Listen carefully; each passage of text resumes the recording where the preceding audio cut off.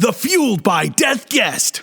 So, thank you so much for taking time to talk to us today. And I just wanted to start out by talking a little bit about your career and what got you to this point. I've always wanted to actually ask you this question. Okay. How does one get into bounty hunting? Asking for a friend. Don't try it. Don't try it.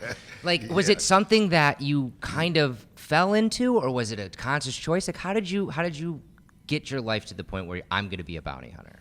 Fast story. You can get the rest on the book You Can Run But You Can't Hide. Uh-huh.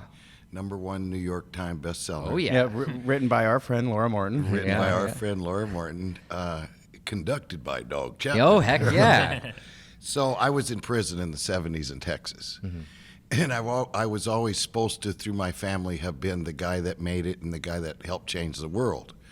So while I was in prison, I was wondering, how is this now going to happen? Because the only thing I was going to change is my Social Security number to my prison number. So one day I was extremely lucky to get the most prestigious job. Well, my language is saying around in prison was the warden's barber, because no one messed with the warden's barber because he cut the warden's hair and the guard's hair. And there was 38,000 inmates in my particular farm, and each weekend was visiting day. And, of course, mostly women came to visit their husbands. Right. So the guards and the warden had to look AA sharp. So I was insulated by, you hurt me, you got a problem. Yeah. So, and he got to use real aftershave. And he got to wear starch whites, where he looked different than anyone else. Right. So I applied for the job, got it, had a hard time really getting it because I hadn't cut my hair since I was 3. And one day, the prison barber shop, if you've ever seen Gunsmoke, you're both too young, but I've seen it. We've seen it was just like that barber shop where Yeah. they tied the horses up to the rail and, let's go like we're back in the 30s, because that's how that was ran. Yeah. So it was outside the prison gate, literally. The walls were here, and then I was a block away. I could see the prison, but it felt like I wasn't really there. Right. So across the street from my barber shop was the hole. If you killed another inmate, if your parent died, if you had rabbit, all of a sudden you were looking at cracks and looking all around, they'd go, come here. And they would actually arrest you and put you in the hole. And it was a hole with a thing in the middle, and the sand was painted on the bottom. You came out with all these sores and stuff. Oh, my God. And it's kind of like, you ever seen the movie Cool Hand Luke? Yep. It was exactly that was the hole. Ooh, wow. So I looked out one day, and they were taking I was also inmate counselor. Oh. And barber. And barber. I was warden's barber, but inmate counselor. So when someone needed counseling, or their parent died or something happened, the warden would come to me and say, go to the hole and talk to, this guy or that guy. Right. So one of my counselees was being marched to the hole, and I knew because his mother had just died. And his name was Bigfoot, and he had a size 18, 19 Brogan. We had to order special boots for him. Big kid. Wow. So as I'm watching him go in, he started to go in and punched a guard and took off running down the road. And this is a long road in Richmond, Texas. And I seen the guards on the towers, I could hear their guns, and they're like, freeze. And all of a sudden I took out after him. And I didn't know what I was doing. I just had to save Davy's life. Right. And so I ran up and tackled him from behind. And, of course, he went down, boom, hard. And right behind me, I could hear someone breathing because they were yelling, freeze, dog, we're talking to you, freeze. And I actually could feel the bullets hitting my back, and I thought, I'm going to die for this guy. Sorry, yeah. And the lieutenant ran up behind me and threw these handcuffs down in the dust as we both laid there. And he said, hook him up, bounty hunter. And I was like, whoa. So I went to the cell. The warden said, listen, we're going to have to ship you because you ran another inmate down. We're going to have to send you to a different farm where cops and stuff are. And I said, why? Because they won't get you. And so I said, warden, I saved a man's life. Well, he's a black. I said, I don't care. I'm half Apache, warden. I can make it. He said, if you're alive in the morning, we'll let you stay. So in the morning, about 7, they woke me up and they said, warden wants to see you. And I thought, oh, good. So the warden said, do you realize outside your cell, I don't know why I'm so emotional today, but outside your cell was coffee, cigarettes, candy bars, stamps, He said, son, they done give you a love offering. And I said, really? He said, by the way, you can stay. So February the 6th, 1979, he walked up to me, or February the 5th, and he said, guess what? And I said, what? He said, you going home tomorrow, boy? And I said, I'm not even due. He said, your sheriff called from Pampa, Texas, and I told him a story about you and the da-da-da, and he said, you let dog out of there. So with my surprise, February the 6th, I walk out, and there was a preacher with $200. And so then I went to my mom's, and my father was not very nice to me my whole life. But I had to go back there because I left Texas, I had a parole out of somewhere. In our rehabilitation programs, we make sure they're out of their element, Right. Yeah. and start them over, rebuild them. Get them out of their comfort so zone. I knew if I go back to the Hells Angels to Texas, I'll be right back here. Yeah, I right. gotta leave. So I went to the post office and got the top 10. And I said, hi, I'm a bounty hunter. They're like, wow. And I ordered my badge. And the cop said, what's your number? I said, 271097. And they put that, and that was my prison number. So they still wear it on my badge today. So they put that on there, and I got a badge, and I went in, and I said, hi, I'm a bounty hunter. Can I have your top 10? And the Postmaster General said, sure. And so gave me an envelope, a little envelope with all the mug shots and all the little things in it. So about a week or so, wham, I got the first one. And on the bottom it said $10,000 reward. So I got my mom, said, Mom, I got him. She's like, good, let's go get our money. And so I went to the federal building on 13th at Stoughton, Colorado, 13th floor, by the way, and went up there, and I pinned it with a safety pin, his warrant, that little thing, right, most wanted, and I pinned it to him. I got through all the stuff, went in, and I said, I need to see who writes your checks. And they're like, I forgot the president back then, but I said, no, this guy here is wanted. Well, who is he? He's right there. And they looked at him, and who are you? I said, I'm Dog the Bounty Hunter. Oh, okay. And so then, they took my prisoner. My mom was sitting there, and they said, come back tomorrow, we'll give you a check. We don't have it right now. And I said, Mom, she goes, honey, it's the federal government, it's all right. So we went back the next day and got 10 grand. And then about 3 weeks later, I got another one. And I said, Mom, she's like, let's see if we get 12. Yeah. And so we went up, and the FBI said, hey, stop. What are you doing? I said, well, there's a citizen's right to arrest law. And they go, yeah, we know. But this is like embarrassing us. Yeah, you're doing their job at that Yeah, point. how do you do this? Yeah. And I Do you said, think well, you were getting lucky, or well, you it's had a natural talent for it, maybe? exactly Yeah. a natural talent. What do you think is it that made you excel at chasing down criminals and getting them to where you need them to be? Well, I had a lot of children. I started at 15. And in America, it's against the law to starve babies. So I had to work hard to feed those kids. Yeah. I mean, they just and I always married women I always liked whores. And I married one now, Beth's a fake whore. and my other ones are real whores. And so I won custody of all the kids. So at one time I had 6 kids, me, and of course a girlfriend, a couple as we went. And I just had to make money because these kids eat like you wouldn't believe it, Oh, right? yeah. So, and I boxed till 1991 and professionally. And my coach said, listen, are you ever going to get mad? And I go, yeah. So through third or fourth round, I get mad. Yeah. And he's like, what do you like about this? And I said, would they scream my name? Dog, dog, dog. He said, I just love that part. The fighting was okay, and Yeah. I wanted to go pick the guy up after I knocked him out, right? Or give him smelling salt and get him back. But the screaming, the crowd, the whole, lights. we love you, dog, the Yeah. lights, the glory, the fame, I'm sorry. They interviewed my best friend the other day from the 2nd grade, and they said, what about Dog is there that we don't know? He said, Dog's been a legend in his own mind since we were 3. That's So a good I don't friend. mean to be like that, but that's how I was. That's how I am. So that's why I just love to do it. And I like to be able to talk to the guy. And a lot of times, I'm in trouble, man. This is a burglary charge. My life is over. And I used to tilt my rearview mirror and say, hey, I know this guy, brah, who was convicted of murder, and he didn't really do it. And he was in a gang fight. While he sat in the car, the shooting happened inside the house, and his gang member came out and said, I shot somebody. And we're all like, wow. And I said, all of them went to prison. This guy never did nothing. Today he carries a badge. And he's a nice guy. He's got a conscience, they call it. And almost everyone, as I walk away, they'd go, hey, that guy's you, ain't it? And I go, now you see that burglary charge, just get it over, plead innocent or whatever, and get by this, and you'll be able to make it. So I realized right then, wow, this is working, because I'd get calls like a month ago, and it's from Bosco, and he said, dog, you know, brother, you ruined my life of crime. Dog, what the hell? I get 2 jobs, brother. I'm working every day. The Twinkie, I had sex, I slept. He said, man, this world you're from's all right.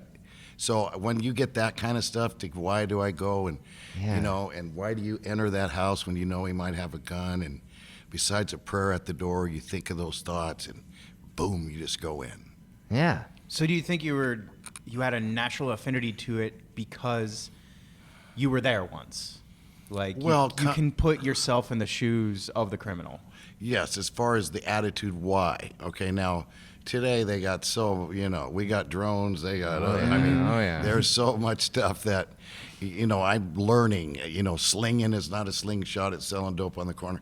So I have kids from 16 to older, and so they can help me decipher what the stuff means. Right. But once you get to doing something like that, it becomes natural. Yeah. You know, it's just a natural thing. Going through the motions. And I think it also requires the perspective. I mean, you know, when Dog goes out, and I think when a lot of bail enforcement agents go out and do the work that they do, a lot of them have the intent of actually helping heal the person that they're dealing with.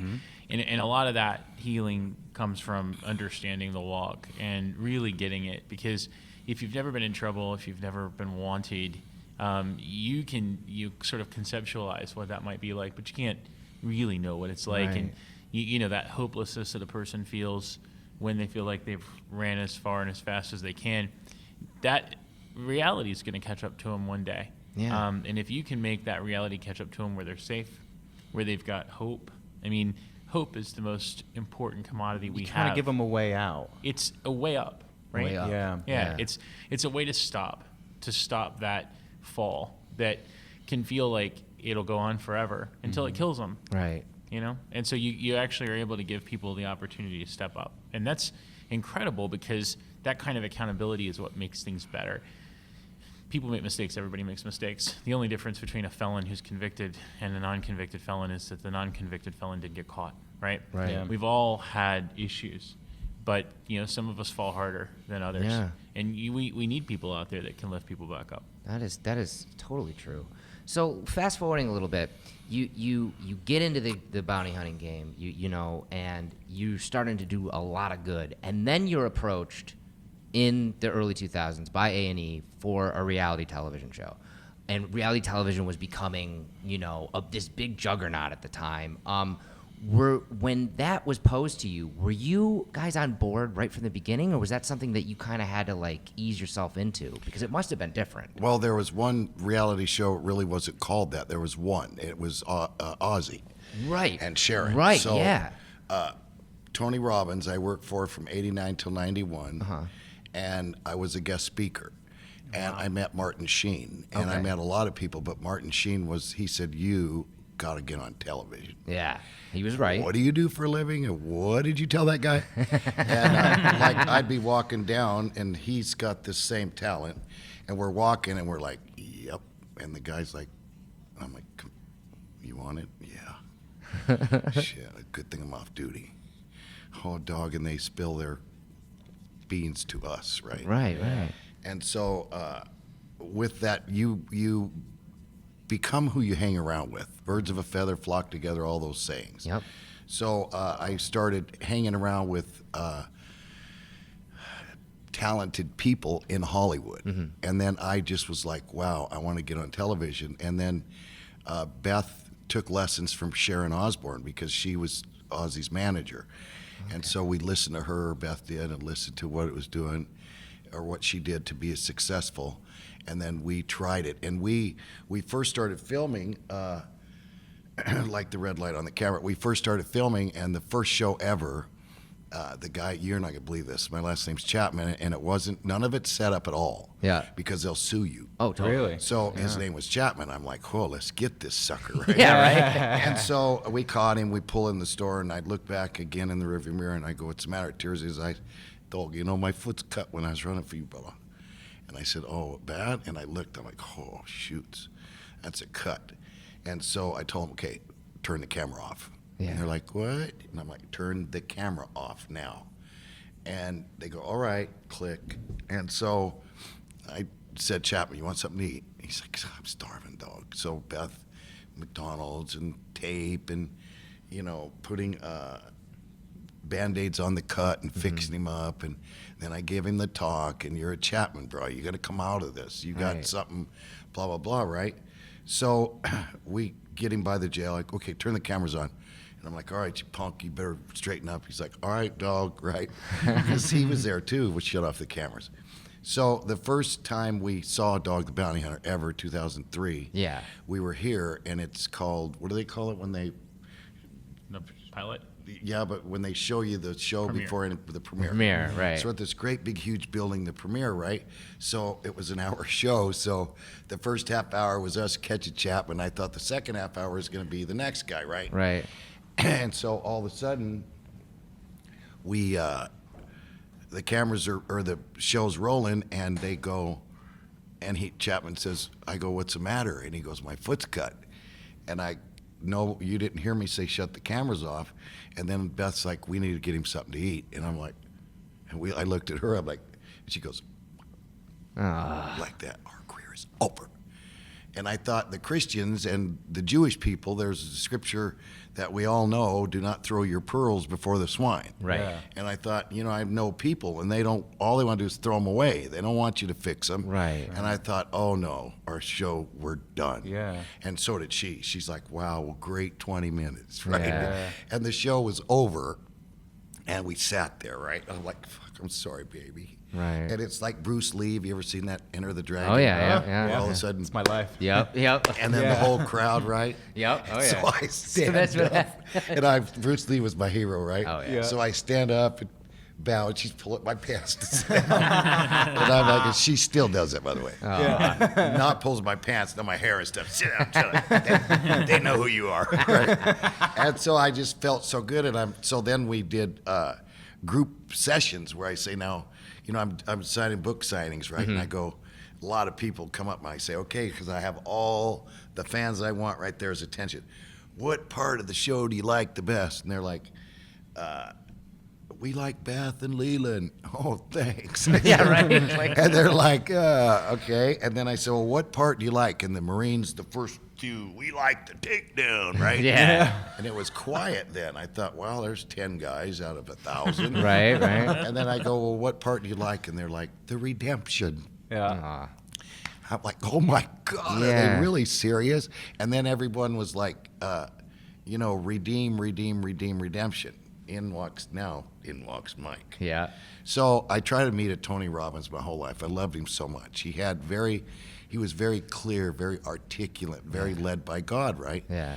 And a Christian kind of, yet, you got to watch him because he's very smart. Yeah. So I prayed for many years for a guy like Tony Robbins. Tony got so rich and smart that once in a while he calls me. But but I need that guidance. Right. And so then I met Mike, and he's a lot like Tony Robbins, and he has the same kind of love for people. And then I found out what he did for a living. Now, what he does for a real living is not hanging around with me, and we go on radios. And Fox News loved you, by the way. They're calling me today. And no, they love him. And so someone is an illegal immigrant, okay? And undocumented, sorry. No worries. Undocumented immigrant? That's Can we right. use that word? Yeah, we can do that. And words are changing. People, Yes, they are. people generally speaking aren't illegal, but I understand what you're saying. Yes, So absolutely. he puts an ankle bracelet on him, Right. gets him a lawyer, gives him the test, the American, and fixes him. And I'm like, what? And then I start meeting, I was in jail in Mexico, so I know what it is to be in another country Right, in jail yeah. and be treated like caca, right? Yeah. And then pretty soon the guards started loving me and left the gate open one night. And I was gone. But anyway, so I was like, he really does this? And then he became the largest in the world at doing it. And then his partner is doing it. And then the crew is, and there's, like I say, family. Jen Yeah. down there. I'm like, oh my God, it's like my family. I have 12 kids, 11 left, one passed. But I have, I love that family togetherness. You know what I mean? And me being Native American, I like spice of life. I don't like all white, all Indian, all black. I like Asian. I like all that. Right. And he likes it too. I was like, wow. So I found another guy that was like me, only he's very educated. I made it through high honors, straight A's from the 7th grade, and that was it. So he went all the way through everything. So I partnered with him. He's kind of like the boss. I don't work for him, but I hang around him. Oh, he's Beth, I think, is the boss. On his little desk, not on his big desk. I looked the other day and it said, same as Tony Robbins, and it said CEO, and I cried. I went to the bathroom and cried because that's what Tony Robbins said. And I asked the Lord, I got to have another Tony in my life because, like I said, he's so busy now healing everybody that, you're healed, go on. So enters Mike Donovan. I can't even imagine the ripple effect of what you're doing. Like like you're helping that one person, but that one person will then go on to help other people. And if you've helped 50 people, you've probably helped 500 easy. Well, that's exactly right, and it's not dissimilar to what Dog does and has done for forever, long before he was a famous bounty hunter. As you indicated, you were famous in your own mind anyway. Right. Yeah. But thanks, brother. It's a testament to your success that you made it and that you became what you became, which is an icon, really. But the reality is that everybody that does this work, while the bail bond industry certainly has its share of unique players with sometimes big egos and big personalities, but the reality is that they're all similarly situated in understanding that they want to help folks. And in our organization, we, in addition to being the largest provider of GPS devices in the world, direct, when we decided that we were going to do this, we actually decided we were going to market our product and service not to governments and jails, but to actual people who needed the service. Right. So it was when we started, everyone said, "This is bizarre. Who wants to wear an ankle bracelet?" Right? That no one's going to want to do that. That doesn't make any sense. But since then we've helped over 25,000 people. Wow. We're the largest. We run the largest charitable bonding program where we help folks who can't afford to pay their bail.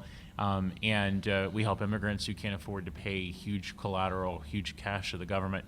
It's incredibly rewarding to see those people come out, make their court dates, get status, get a green card, go on the pathway to citizenship. It's really incredible. That is incredible. One thing that we always come to at this podcast, Dog, is this inherent question, and I want to pose it to you like this. You have, in your entire career, before you were a bounty hunter even, you've always been willing to put yourself out there and to fight for what you believe in and what's right.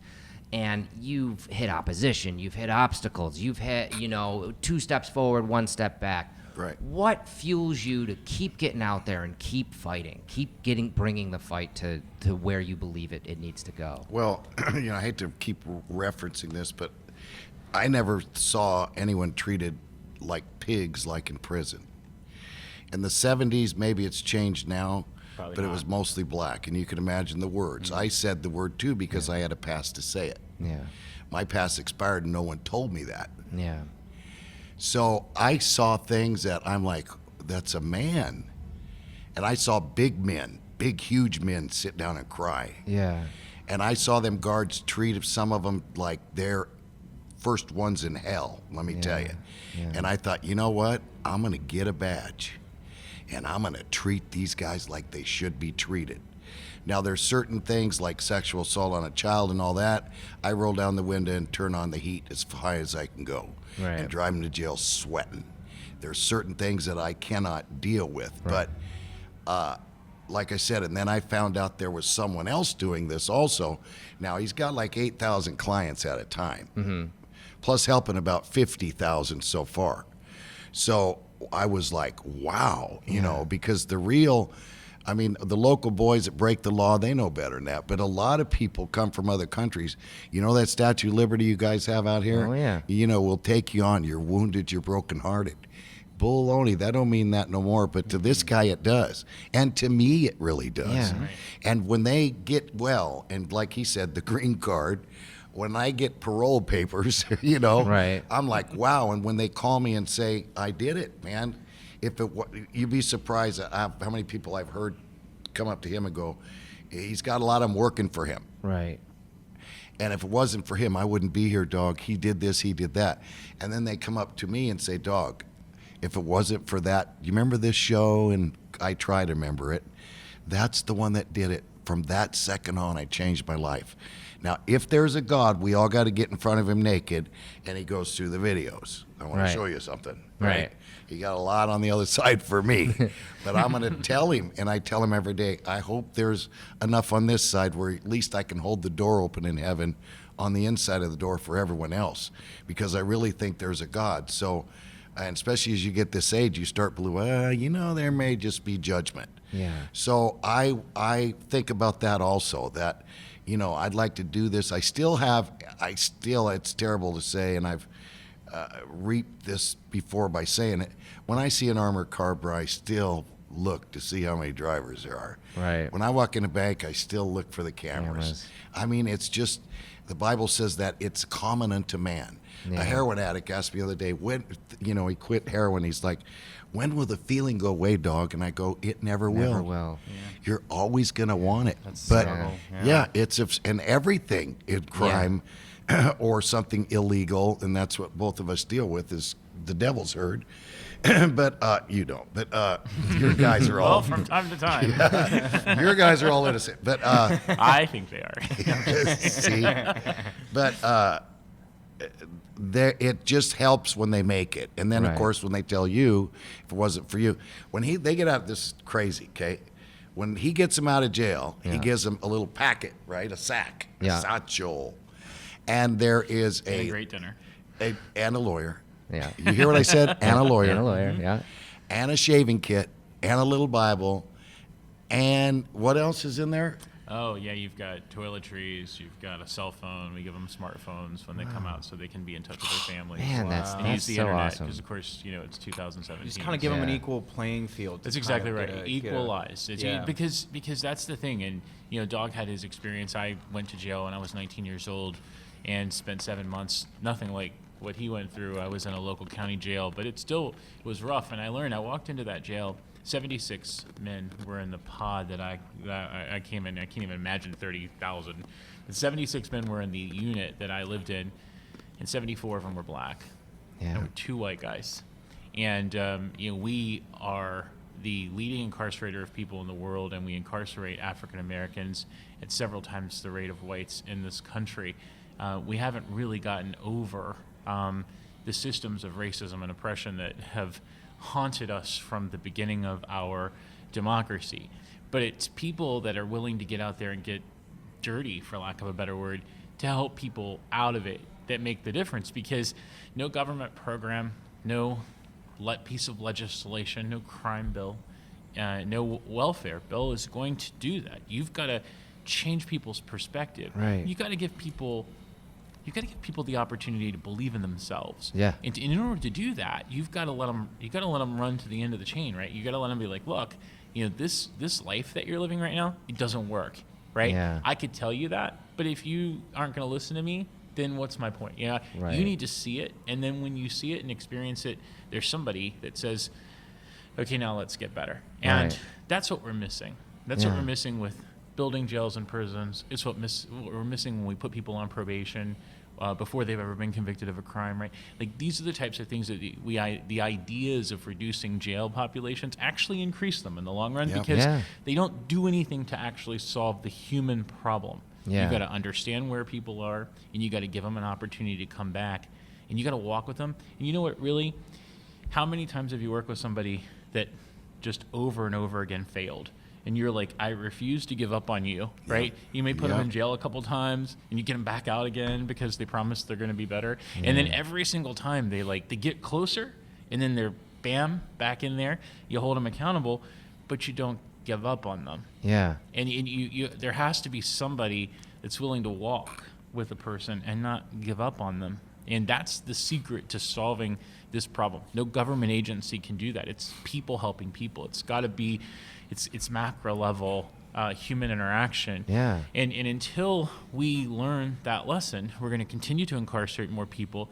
Land of the free, right? That's not. It's a joke at this point. Yeah. And it's not a politician that's going to fix it. It's each of us understanding that, you know what, I can't live with myself knowing that 13% of our national population is 60% of our prison population. In New Jersey, it's even worse. Yeah. I can't live with myself knowing that we mistreat people in custody as the largest incarcerated people. I can't live with myself knowing that I'm an American and that we incarcerate more people per capita than North Korea, right? Yeah. And so it's going to take all of us sort of figuring out that there's a better way, but that none of us are absolved from the responsibility of fixing it. You know, we're brothers and sisters together. We've got to help.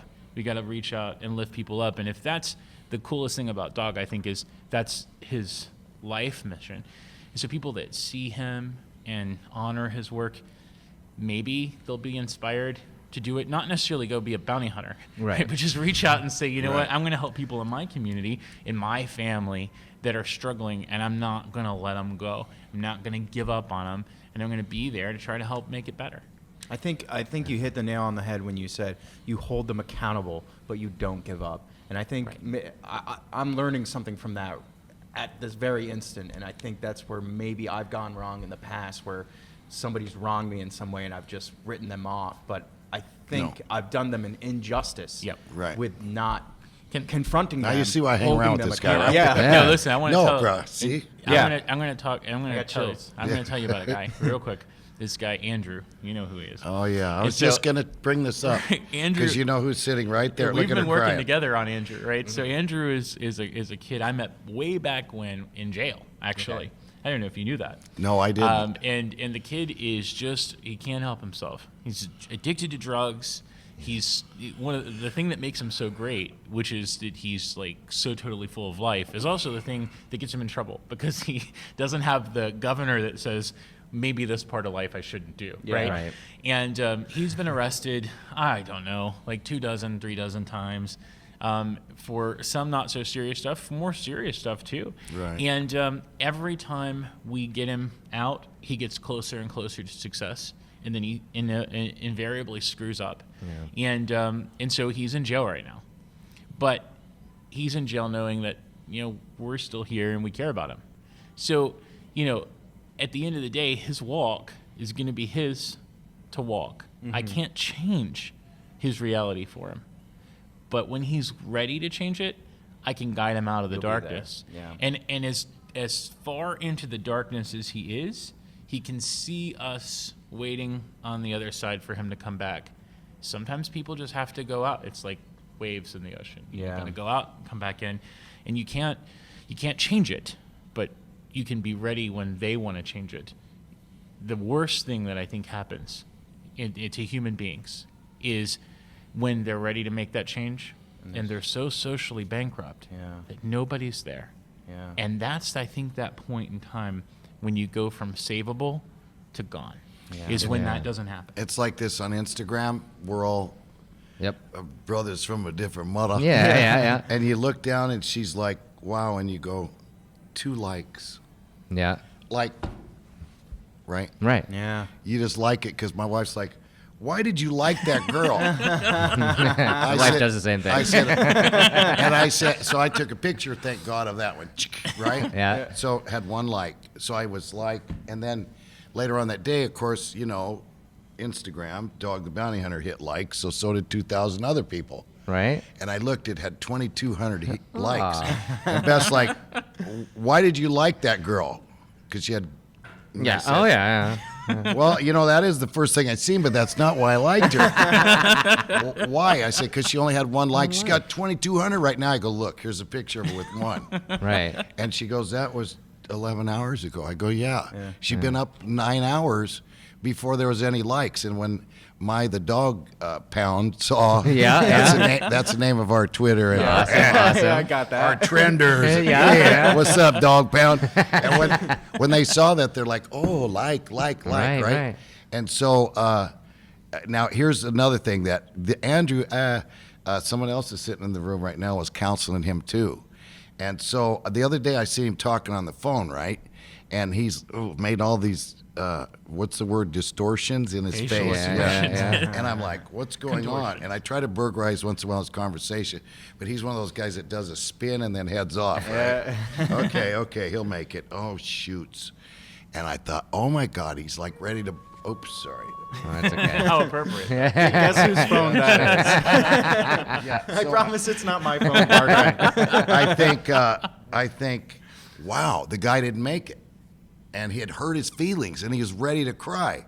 And so I go in the other day to his office, and where's my guy I co-signed for? You know, Right. he made me co-sign for the guy. Right. And like, I'm responsible. So I drilled him. As I was looking at him, drilling him, I knew for sure he wasn't going to make it. And I asked this other person right there that counseled him, did you know that? And she said, no, I didn't. So I said a prayer to God for her right then. Give her that knowledge to know when she's talking if they're going to make it or not, okay? Yeah. And you just know. And but you fight harder when you know he's not. That's exactly Because right. you put all these words out there that he'll sit alone in that cell and fish and get all them words back. Yeah. And the guy that you know is going to make it, you still help, but you know he's made it. So you Right, don't yeah. fight as hard for him or talk to him as much as you do the guy you know is. But I knew Andrew was going to make it, and I threatened to beat him up. And I said, you know, if you do that, bro, you ain't no camera around. Right. I'm gonna jack you up. You Right. got that? Yes, dog. I thought, yeah, you little punk. I thought for sure. I told him, you're not going to make it. You're going to run. I know you right now. I promise. I mean, this kid's like great, right? Right. Greatest liar. He's very good. Did he run though? Because we haven't talked. Did he run? Well, he turned himself in after about 24 hours. He did the right He thing. did run though. Yeah. I He knew stayed out he was for going about to. He said he knew Did he it. really? That little punk. I knew he was going to run. I knew he was going to run. Yeah. And she's devastated. Yeah. You know, my friend right there, because that was her favorite. And she was counseling. But now I want to tell her that, and she hopes she's listening, that whatever she said, it's not what we said. Right. What she said, he's listened to every day now. And let me tell you, when a woman talks to a man, as we know, we're all men, it's a lot different. It is. Yeah. That you hear that soft little voice now, that's what he's hearing. Yeah. So maybe this time, like I feel like he does, maybe this time he'll make it.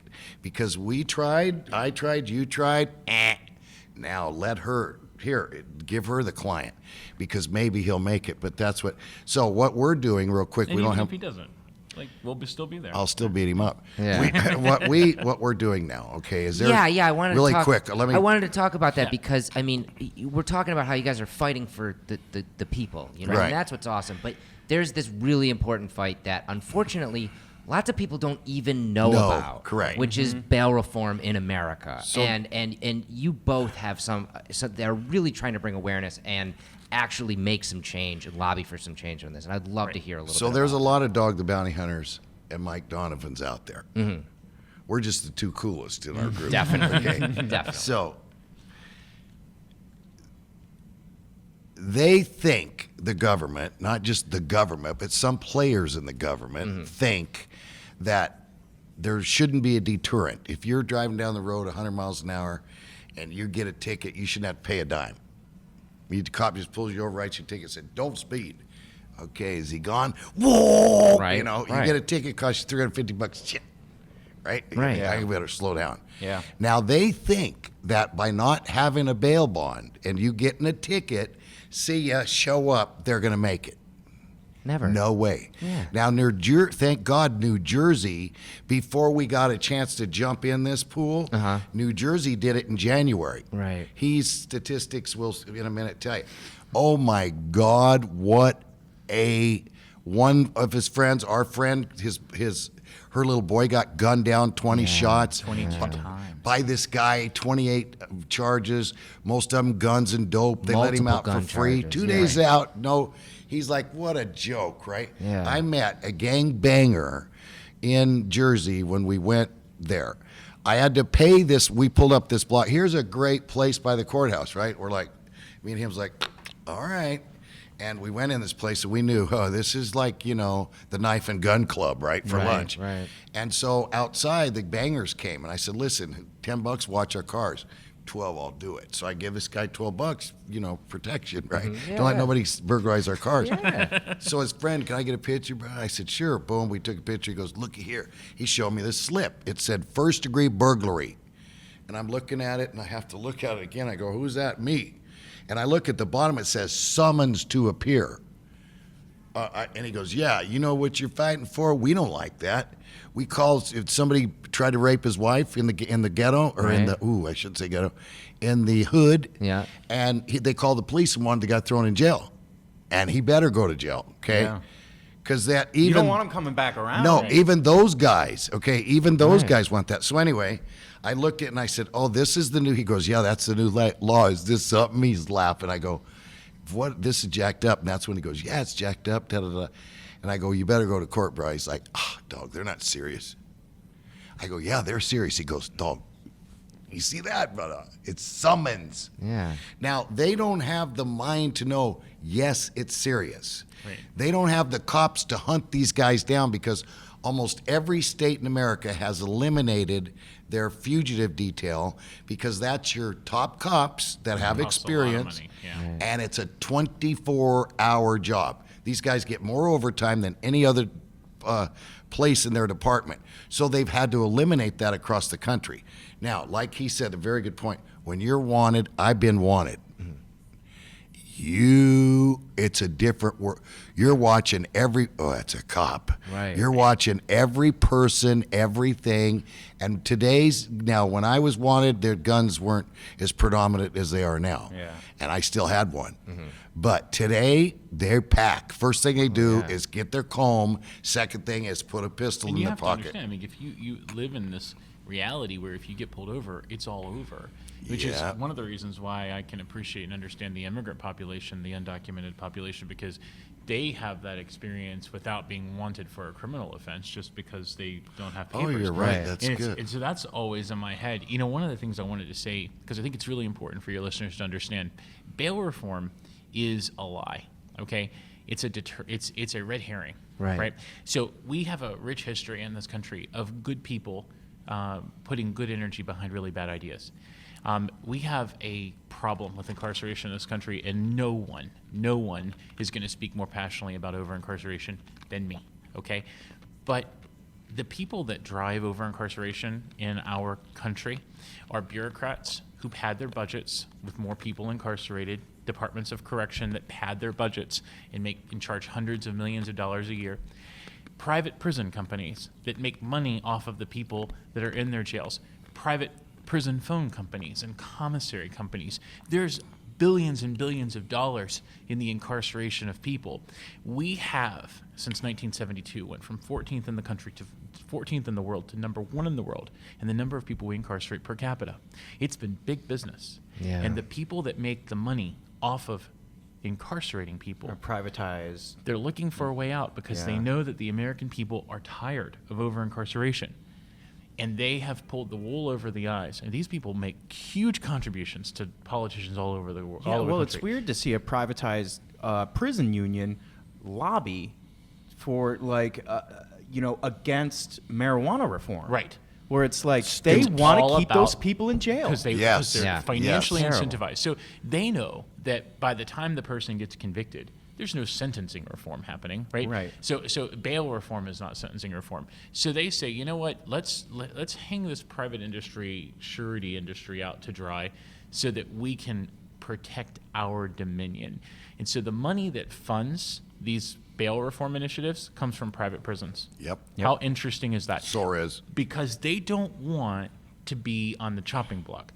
I've never met a bail bondsman who made money by keeping someone in jail. In fact, it's absolutely the opposite. Opposite, yeah. But I've met plenty of private prison CEOs and vice presidents and plenty of bureaucrats who make money based on the number of people who are incarcerated. And so I say, as I see people sort of drum up this idea, this fervor of like bail reform, we need to reduce incarceration rates, we need to get poor people out of jail, we need to reduce the minority population rates. All these things are true. Yeah. Bail reform will absolutely not do that. What bail reform will do is take a short window of time where we're trying to figure out how dangerous a person is, and dump those people into communities where disproportionately minority folks will be impacted. Right. And then at the end, the fat cats in the private prison lobby still get their money. Yeah. And it's a red herring. No one is saying it. It's extraordinarily frustrating because when there's enough money, you can buy a political message. You can buy an idea and sell it. And that's one of the things that we're doing. It's like, we're going to call BS on this, because if we don't, then, these guys are going to continue getting away with selling out whole generations of people. It's statistical impossibility that by the age of 16, a young African American man hasn't had a negative interaction with the police. Right. We have gutted African American communities. We've taken dads out of homes. We've made it not only an absolute assurance, but a popularity or a coming of age to go to jail in certain communities. And all of that's tethered not to the bail industry. It's tethered to the people who are making money incarcerating people. Right. And those guys, they've got to go. They've got to be held accountable, because they're pumping money into making you think that people like Dog are the problem. People like Dog are the solution. Yeah. The people that make money on the backs of inmates, slaves. I was about Legal to say, it's slavery. reformed slavery. The 13th Amendment prohibited slavery in all cases except convicts. Right. So we still have slavery. They in found this a country. loophole. That's Yeah. exactly They right. found a loophole Well, they're exploiting. that's very good, because he made a point the other day. Again, you see why I hang around with this guy, right? Yeah, totally. That this is a guinea pig. That's right. This is crash car dummies. Yeah. So let's find a state that leads the nation. Right.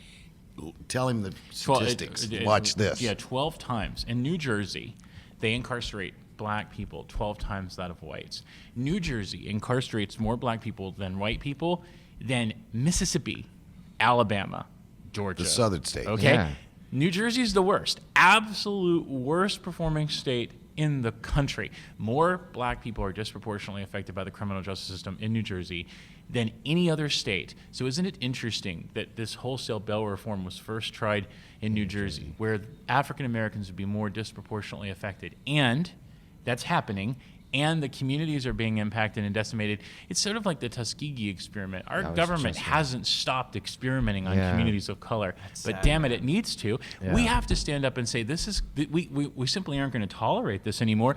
If we don't stand up to it, if we don't get a groundswell of people to understand we're being lied to, this is a con of the highest order. If we don't stop it now, it will get too big for us to stop. We're sort of on the waning edge of being able to do something about this.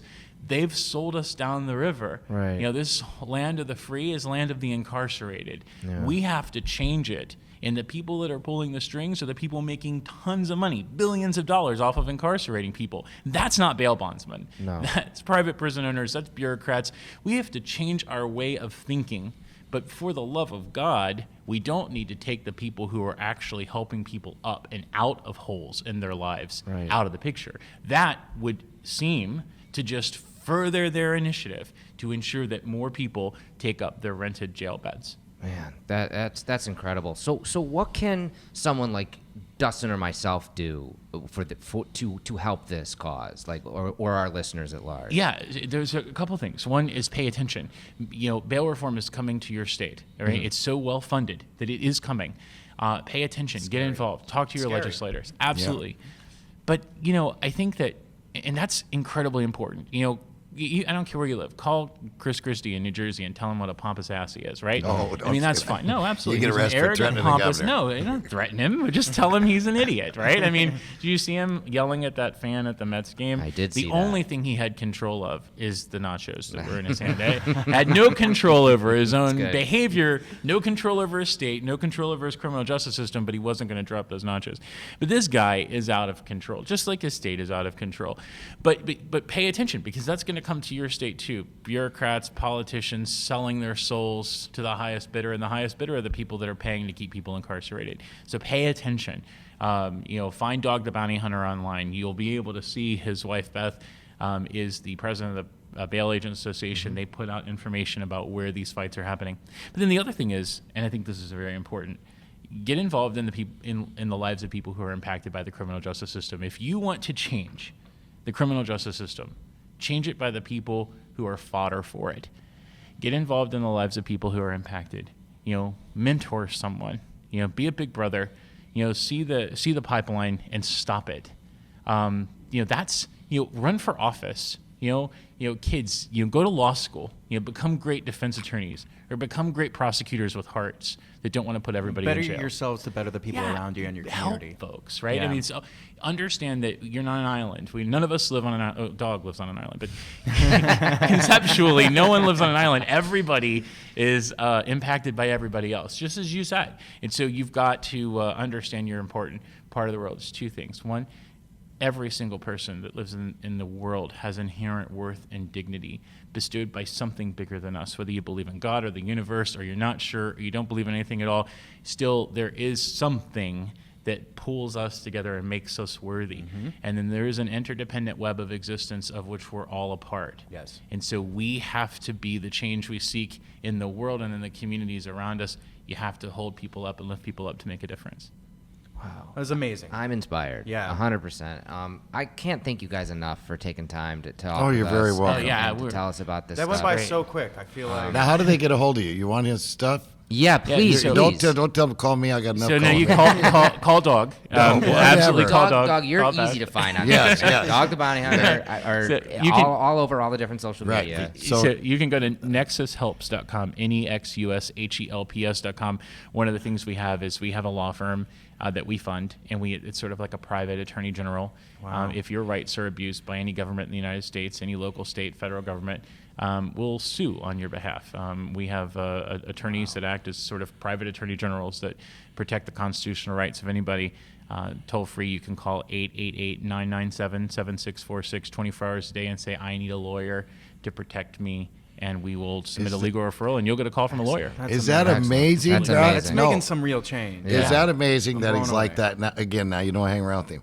Because I arrest him and he fixes him. No. Yeah, exactly. It's a great dude. Which, some truth to it's that. that's Yeah. I'm saying it. It's a full circle now. Yeah. I used to wonder who they're going to call. Will you could take this guy for me? Will you? I don't know. Right, I've got a right. lot of clients. My lawyers. Yeah. Will you help this guy out? I can't. Has he got any money? Now Right, right. no, that's the first thing they Yeah. would say. Yeah. Now I tell him, call Mike. They call me back, say, man, this guy's thank you, dog. And this is what he does for a living. Well, and I should say that our law firm is completely pro bono. So no client ever pays for the services they receive. It's all free of charge.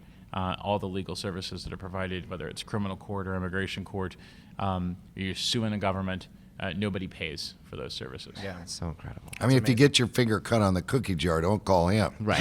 But if a cop pulls you over and you're a female, say, hey, baby, what kind of measurements you got? Right. Let me Well, see that your would be a driver's horrible license. example, yes. Well, No, but okay. it's true. But and it's it true, happens. I mean, we all, unfortunately. Yeah. You know how many It's times absolutely Beth true. gets pulled over? That's why she flips them all the bird. I want a sergeant. No, I'm telling you. That's, we're men. We know that. Yeah, oh, yeah. I always wanted to be the driver of the prison bus when the girls left. No. oh my goodness. Okay. She's trying to tell us rapidly. Yeah. Well, again, thank you you so guys much. so much Yeah. for being on this. Thank This was you, amazing. guys. Thanks a lot. Thank you. Aloha. This has been Fueled by Deathcast, a Death Wish Coffee Company podcast production. Thanks for listening.